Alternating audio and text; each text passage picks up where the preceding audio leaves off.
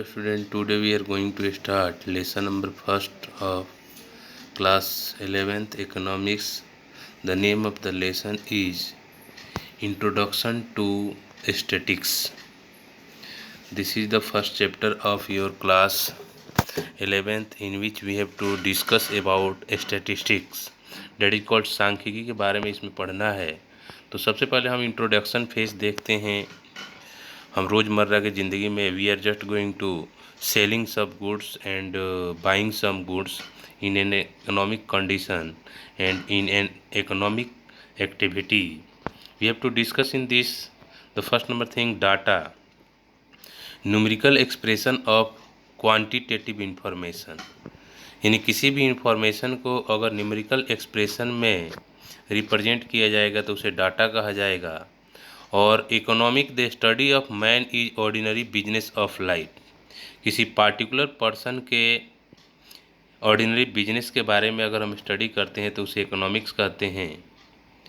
और class 10th में आप लोग ऑलरेडी पढ़े हुए हैं कि इकोनॉमिक्स क्या होता है। इसमें 3 चीज़ें हैं। एक है consumer, when a person buy goods to satisfy her self and gain profit.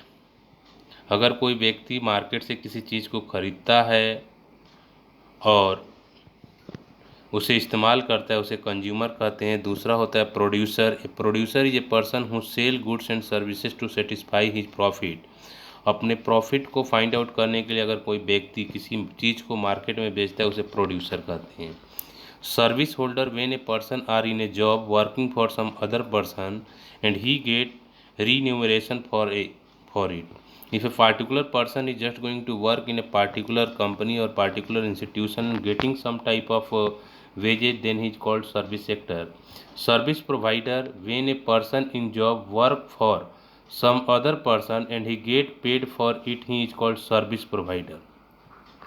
Actually service providers are those type of person who is just going to providing services to other person, and for this he takes wages, he takes money for that.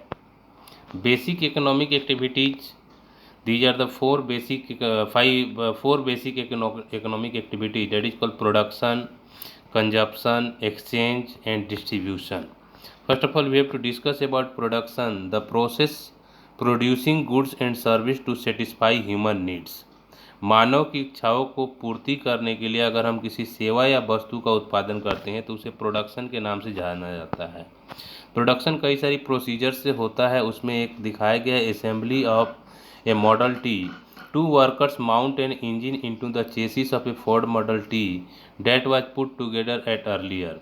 धीरे धीरे development factor हुआ और after that chain system आया। Ford ही सबसे पहले चैन system लेकर के आई थी जिसके माध्यम से एक कम से कम समय में ज़्यादा से ज़्यादा चीज़ों का प्रोडक्शन आसानी से हो जाता था। आज मारुति सुजुकी जैसी कंपनी 1 मिनट में एक कार तैयार कर देती है। Consumption in economics the using of goods created by production. Consumption often is regarded by economist as the end of the productive process. किसी भी मटेरियल को अगर प्रोड्यूस किया जाता है तो उसका लास्ट प्रोसेस होता है कंजप्शन। और जैसे कि हम जानते हैं जब तक मटेरियल का कंजप्शन नहीं होगा प्रोड्यूसर को बेनिफिट नहीं होगा। इसलिए consumption plays an important role in an economic system. जैसे कि हम जानते हैं each and every person is just going to producing some material for getting benefit. Distribution is the second process in which produced material is distributed by different types of the channels. You can see around you different types of the marketing system and you are just going to taking different types of the services from our side. Distribution, the gross domestic product among the factors of production in the form of rent, wages, salaries, interest etc known as distribution. Actually जो भी produce होता है material जिसमें different types of लागत आती है, जैसे rent हो गया, वेजेज हो गया, सैलरीज हो गया या इंटरेस्ट हो गया, और उसके बाद हम क्या करते हैं मटेरियल को डिस्ट्रीब्यूट करते हैं, वितरित करते हैं, उसे डिस्ट्रीब्यूशन कहते हैं। Economy, it is a set of framework within which various economic activities take place called economy. एक पार्टिकुलर कंट्री में प्रोडक्शन भी होता है, डिस्ट्रीब्यूशन भी होता है, कंजप्शन भी होता है। इन सभी चीज़ों को मिला करके एक कॉमन चीज़ दिया गया है जिसे इकोनॉमी कहा जाता है। उसी का एक पार्ट है स्टैटिक्स। प्लूरल सेंस और सिंगुलर सेंस के बारे में हमें स्टडी करना है। पहला है statistics. It is A branch of mathematics that deals with the collection. सबसे पहले मैथमेटिक्स का ही ब्रांच है जिसमें हम डाटा को कलेक्ट करते हैं, ऑर्गेनाइज करते हैं, एनालिसिस करते हैं और उस पर एक्सपेरिमेंट करते हैं, बाद में हम डिसीजन बनाते हैं। So it is called a branch of mathematics that deals with the collection, organization and analysis of numerical data and with such problem as experiment design and decision making. Statistics in plural sense क्या होता है? In plural sense statistics are numerical statement of fact in any department of inquiry placed in relation to each other, एक दूसरे से relate होते हैं। Singular sense defined as collection, presentation, analysis and interpretation of numerical data, numerical data को represent करना, define करना। Characteristics of statistics: aggregate of facts. A single number does not constitute statistics.